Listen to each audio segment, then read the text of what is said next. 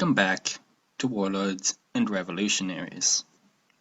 Last episode, we took a sweeping tour of China and its civil service system, a system in which the best and brightest were chosen to fulfill roles as provincial governors and magistrates all across the empire.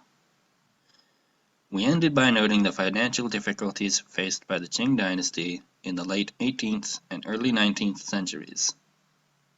Before we can go on, however, we need to take a break from our main topic and talk about language. The Chinese themselves can't seem to agree on what to call their language, or how to differentiate varieties of it from each other. So I'm just going to use the common English term Mandarin for the majority language. And yes, I'm going to refer to Mandarin, Cantonese, Wu, and other varieties as languages and not dialects, because by all objective measurements of what a language is, they are separate languages. Referring to Cantonese and Wu as dialects of the same language is like calling Spanish and French dialects of the same language. They're very similar in a lot of ways, but they're also very different. A Mandarin speaker listening to a Cantonese speaker might pick out a handful of words here and there, but there's no way they're holding a conversation without someone learning the other language. And now for the obligatory note about transcription. It seems like every book I read about China, written since the 1980s, has a note about transcription, and how and why the author chose Pinyin over Wade Giles, or the reverse, for such and such a city, or for so-and-so's name. If you have no idea what I'm talking about, let me explain. Wade Giles is a system for writing Chinese with Latin letters, romanization, that came into its own in the 1890s. It was an important step in the romanization of Chinese when it became the international standard in the early 20th century. Ugly as Wade Giles is to look at, other romanization systems of the time were often much uglier, with all kinds of horrendous consonant clusters in an attempt to present some of Mandarin's more exotic affricates in a manner English people can actually read. Hanyu Pinyin was developed in the mid-20th century and became the international standard in the 1980s after the normalization of relations between the United States and mainland China. It's got a cleaner look than Wade Giles, but my goodness, are the vowels ever erratic. You see, in Mandarin, certain vowels will only appear after certain consonants. Like many linguistic features, the only real answer as to why this is the case seems to be that's just the way it is. The people who made Pinyin took this and ran with it, resulting in a system where the same vowel sounds can be found represented by different vowel letters, while the same vowel letters can be found representing different vowel sounds, all depending on the consonant the syllable begins with. Honestly, the Latin alphabet is bad at representing Mandarin vowels. Heck, it's bad at representing English vowels. The Romans had to go and speak a language with the most generic vowel set ever, and now the rest of us have to suffer under the tyranny of a 5-vowel alphabet to represent our 8 pure vowels, not to mention diphthongs. But getting back on topic, I don't really have a preference for Wade Giles or Pinyin. I've read enough books in both to be as comfortable in one as I am in the other, as long as I know which one I'm reading. And as long as the author remembers to put in the apostrophes. Apostrophes are very important in Wade Giles. I know they almost look like they're transcribing different languages, but they're actually doing the same thing, just approaching it from different angles. It makes sense once you know what they're doing, and you eventually get to the point where you can read either one interchangeably. In short, I could use either one. But since modern convention is to use Pinyin, I'll be using that for any writing that appears on screen at any time. That said, there are maps that are available only in Wade Giles, and some people's names are much more familiar to the English-speaking world in Wade Giles. Chiang Kai-shek has been with us for over 70 years, so Chiang Kai-shek it is. Some other names, such as Tuan Chiroi, are mostly, if not only, found in books about the Warlord era, almost all of which were written in the 1970s, so I'll probably use pinyin and put the word spelling in brackets or something, in case you ever pick up Warlord Politics in China by Qi Shisheng and can't figure out who on God's earth Li Tsangzhen is. Anyway, that's more than enough about that. Before I interrupted myself, we were talking about the Qing Dynasty's economic woes and the steep drop in the world's silver supply. As I said at the end of last episode, silver coins were used by the government to keep the gears of state and economy moving.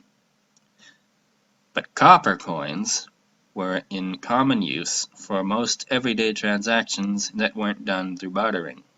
Since silver was becoming relatively scarce because of the drop in importation, fewer new coins were being minted, but copper coins were still as widespread as ever. The disparity in value between the two became wider. With copper coins dropping in value, the price of everyday goods went up, contributing to the already increasing inflation problems. But although we can look back now and identify the problem, at the time it wasn't nearly so clear-cut. The Chinese themselves don't seem to have realized how reliant they were on silver imports. What was clear to them, however, was that silver was disappearing, the economy was ailing, and the military's performance wasn't what it had once been. A debate raged over what the cause for these issues was. One increasingly favored theory was that it was due to opium. For those of you who might not already know, opium is a drug which comes from the opium poppy, pictured here. These are not the poppies everyone wears on Remembrance Day. While other species produce weaker mind-altering substances, true opium is only produced by the species Papaver somniferum. It was a very common recreational drug in the 19th century in Europe and Asia, and, like recreational drugs today, its use was deeply controversial. The drug is produced in the seed pod, which is slit open to extract it. This done, it can be cooked and eaten, mixed with liquid and drunk, mixed with tobacco and smoked, or smoked pure and unadulterated. It was the latter that caught on in China around the turn of the 19th century. Smoking opium became a fashionable and highly sociable habit, albeit an expensive and illegal one. Opium was not new to China. It had been around for many centuries and had first been banned for recreational use in 1729. Both opium and silver were imported to China mainly through Canton, where British merchants traded Spanish silver for Chinese tea and silk. With silver no longer readily available, British merchants turned to other goods, and opium was an increasingly popular choice. It was grown by the East India Company in India, where it was legal, then sold to private merchants, who smuggled it into Canton and brought back tea and silk. The increase in opium supplies in China meant that where it had once been a luxury enjoyed by the rich, it was now a common amenity enjoyed by people on every rung of the socioeconomic ladder. Even the Daoguang Emperor himself, who ruled during the First Opium War, had once enjoyed smoking it when he bored of his studies. He soured against it later in life, however, and moved more and more into the anti-opium camp. Anti-opium officials blamed the empire's problems on opium. It was responsible for subverting the good morals of the people, converting them from upright, hard-working people into useless layabouts. Opium addiction was why rebels in the south had defeated the army sent to crush them. Opium was why silver was disappearing from the imperial coffers. Pro-opium officials argued that most opium users took it in moderation, and that in fact it was good for morale. A short smoke in the middle of the day was just the thing to help one get through those tough afternoon hours. Dirt poor farmers, meanwhile, had few other amenities to look forward to in the evening after a day of laboring in the field. In the end, the anti-opium faction gained the emperor's ear. All that was needed, they reasoned, was a strong, incorruptible official to go to Canton and stamp the habit out. little thought was given to how to put an end to the smuggling itself, what to do if the smugglers didn't want to stop, or, most importantly, what to do about a potential foreign reaction. In their self-confidence, Qing officials waved away these concerns. Foreigners were used to fighting at sea, they said, and would never be able to take territory on land. An imperial commissioner was sent to Canton in March 1839 to sort the matter out. And yes, I'll be calling it Canton from this episode on. The Chinese name for the city is Guangzhou, but I'm willing to bet most of my viewers aren't Chinese. There'll be enough Chinese names flying around here soon enough. So I have no compunctions about taking one off the pile and replacing it with a name much easier for English speakers to remember. What followed the commissioner's arrival was a series of incidents in which both sides interpreted the other's actions in the worst possible light. Each considered the other to be barbaric and uncivilized, and treated them accordingly. Neither knew much about the other. For the Chinese, Britain was just one of the many unimportant barbarian nations far beyond its borders and beneath notice. For the British, China was a good place for doing business and spreading the gospel, but certainly not a place worth studying or learning about. There was also the language barrier. Both sides were plagued by a lack of good translators. However, a lack of communication is not, in and of itself, what started the war, as they were able to communicate their main points to each other. What it did do was hinder their ability to understand each other. For the British, it meant they knew very little about how to go about forcing a favorable resolution. For the Qing, it meant they knew very little about Britain's full capabilities, although they do seem to have understood Britain's motivations fairly well. The intricacies of the back and forth between Imperial Commissioner Lin Zexu on the one hand and Her Majesty's Plenipotentiary Charles Elliot on the other is a fascinating series of events that I have no intention of getting caught up in. 1911 beckons. To summarize, Lin Zexu has been built up in the West as some kind of anti-opium crusader persecuting opium merchants and addicts alike with an almost religious zeal, while Charles Elliot has been characterized in China as part of an evil conniving scheme by the British Empire to infect the innocent Chinese people with opium, so as to weaken them to the point of being defenseless against the march of British imperialism.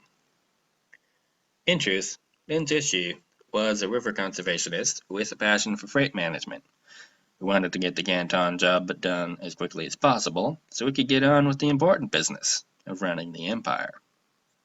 Charles Elliot was a reluctant imperialist, as far as imperialists go, who hated opium and those who sold it, but was put in a position where he was required to protect British life, property, and dignity, even if that meant protecting opium smugglers, whose illegal actions Britain could not possibly condone openly. Yet protecting the opium trade was vital to maintaining a profitable balance sheet in the China trade. Lin Zexu arrived in Canton on March 10, 1839, and immediately began intimidating Chinese and foreign merchants alike. At one point, he even blockaded the foreigners in their compound just outside the city walls, and forced Elliot to turn in over 20,000 chests of opium, which Lin proceeded to mix with salt and lime and cast out to sea. Escalating tensions between the merchant community and the Chinese authorities culminated in violent clashes in September and November. Trade came practically to a standstill. No more tea and silk for Britain. It was unacceptable. I mean, good heavens, how do you expect the British to get by without their tea? On April 9, 1840, Parliament elected by 9 votes to send an expedition to teach those Chinese a lesson. The bare majority is indicative of how hotly debated the decision was. One concern in London was that defeating China would not be as easy as the opium lobby claimed. This was, after all, the greatest conquering empire Asia had seen since the Mongols. Their concern turned out to be unfounded. As already outlined, the Qing army was not what it had been. Once on the cutting edge of technology and discipline, the army had atrophied from lethargy and complacency. The value of firearms was not recognized, and so the army continued using swords, spears, and bows, while what obsolete firearms they did have wasted away due to lack of maintenance, their operators not having been properly trained in their use, for want of ammunition to conduct live-fire drills. By contrast, Britain's navy was the most powerful in the world, and their army was well drilled. British ships sent to China were designed for crossing oceans and operating for long periods of time without resupply. Chinese ships were designed for patrolling the coast and hunting pirates. British ships had 120 guns. Chinese ships had 10. Besides the regular ships of the line, Britain also had an ace up their sleeve. The HMS Nemesis was an ironclad warship. Literally, she was a wooden-hulled ship clad in iron plating. Powered by steam turbines, she didn't have to worry about wind, and a shallow draft meant she could steam up China's rivers. Clad in iron as she was, Chinese cannonballs simply bounced off her hull. Little wonder the Chinese soldiers on the ground believed the Nemesis was a demon summoned by a magical ritual. Being outmatched on the sea might not have mattered as long as the Chinese could prevent the British from taking any territory on land. But although Canton and other coastal areas were well fortified, the forts were poorly designed. They had been built to intimidate foreigners and deter pirates, not to fight off a determined combined arms assault on both land and sea. The forts had no roofs, leaving nothing to prevent shells from exploding over the heads of the occupants. They were also built to face threats from the sea and had not been designed to repel simultaneous attacks from the land. In some places, the fortifications only faced the sea, leaving defenders exposed to attack from behind. The cannons, which were not designed to be moved around during a battle, all faced the sea. They couldn't be moved in time to help repel a sudden attack from the land. As such, it was enough for the British to land troops down the coast from the fort and then assault it from both directions at once. The combination of the smoke-belching, indestructible iron demon at sea and the disciplined volleys and bayonet charges of brightly uniformed men from the rear consistently sent Chinese soldiers fleeing in panic. Had they stood their ground, the Chinese, who massively outnumbered the British, may have been able to inflict serious casualties, but we've already discussed the degradation of discipline in the Banner and Green Standard armies. The disparity of arms was demonstrated brutally at Zhoushan Island off the east coast, where a British ultimatum was met with defiance. 9 minutes after the shooting started, the island was completely abandoned by soldier and civilian alike. Even so, there's no reason China shouldn't have been able, theoretically, to win the war. They greatly outnumbered the British, and could have used that to their advantage if they had more competent and, more importantly, more determined leadership. The threat wasn't taken seriously. Chinese officials regarded the British with disdain, referring to them not as an invading foreign power, but as mere pirates, a nuisance, not a threat. Rather than work together to make use of their advantages, Qing civil officials and generals repeatedly lied to their superiors, even to the emperor himself, to hide their failures. Nearly every engagement of the war has at least 2 contradictory reports of what happened, one of a total British victory, the other of a total Chinese victory. The Daoguang emperor, known for being indecisive at the best of times, couldn't get a clear picture of what was going on, and so was unable to make or enforce a coherent strategy. Another fatal failing was that the Chinese leadership didn't rally popular support for the war. Modern Chinese histories tend to portray the war as a patriotic reaction against foreign imperialism, but nothing could be further from the truth. There was one incident in which some locals were killed by the British, who were subsequently attacked by a huge angry mob, but the truth is that most people didn't particularly care one way or another. Chinese peasants, living in their tight-knit rural communities, cared very little about what happened outside their own prefecture, much less what some fancy pants sent by Beijing was telling them to do. All they wanted was to be able to feed their families and have just enough extra to splurge for festivals and weddings once in a while. Geopolitical dickering and global silver supplies wouldn't have concerned them, even if they had been aware that it was going on. One instance that demonstrates this was when the British plenipotentiary Charles Elliot and his cousin, who was in charge of the expedition, were both shipwrecked on shore near Canton. They paid a local to ferry them over to Macau, from where they were able to get back to the fleet. This despite the fact that the Chinese government had put out a massive bounty on both their heads. Now, maybe they forced the owner of the boat to do it, but they did pay him, and it's just as likely he either wasn't aware of the bounty or couldn't be bothered to go all the way up to Canton. Local officials in the south weren't any more compliant with the emperor's wishes. They were the ones making a tidy profit, taking bribes to ignore the flow of opium. They had no desire to put an end to it. Summing up the British conduct of the war is easy. They had no idea what they were doing. They could win battles and occupy some coastal areas, but they didn't have enough forces to launch a full-scale invasion. When it came to who they were supposed to negotiate with to bring the war to a conclusion, they just had no clue. China didn't have a foreign ministry, remember. They basically spent the entire first half of the war blundering around the coast like a bull in a china shop. The second half saw a change in leadership who took a much more aggressive stance. And by a much more aggressive stance, I of course mean that they embraced their role as a bull in a china shop and decided to keep smashing stuff until something gave. Eventually, a resolution was forced when the British, the nemesis leading the way, fought their way up the Yangtze River and captured Nanjing. This was accepted as a fait accompli by the Chinese. Nanjing stood near the head of the Grand Canal, a system of waterways connecting the cities of central China with Beijing in the north. It served as a vital conduit along which grain grown in the Yangtze River Valley was sent to feed the capital. With this supply cut off, it wouldn't be long before the capital started starving to death. The Chinese will to continue the fight swiftly collapsed. In the resultant Treaty of Nanjing, China was forced to pay reparations for the cost of the war and for the opium destroyed by Lin Zexu. New so-called treaty ports were designated where Western merchants could trade. Tariffs at these ports were set at a fixed level by the terms of the treaty, and couldn't be changed without Britain's acquiescence. British people living in them would be granted extraterritoriality. That is, they would be subject to British, not Chinese, law.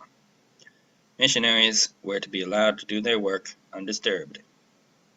Oh, and some hick islands off the southern coast were ceded to Britain. It was a humiliating defeat, a damaging treaty, and a damning commentary on the state of the Qing military and bureaucracy. It signaled the beginning of a new era, an era in which China would be repeatedly defeated and humiliated by foreign powers. China would become all but defenseless against the upstart Western empires. However, while in hindsight the full implications of the First Opium War are clear to see, at the time it wasn't so obvious. Remember, China is huge. The First Opium War only affected a few coastal regions and a handful of cities along the Yangtze River, and for all their ferocity in fighting, the British were still viewed as merely some pesky pirates who had somehow managed to extract a ransom from the empire. No matter.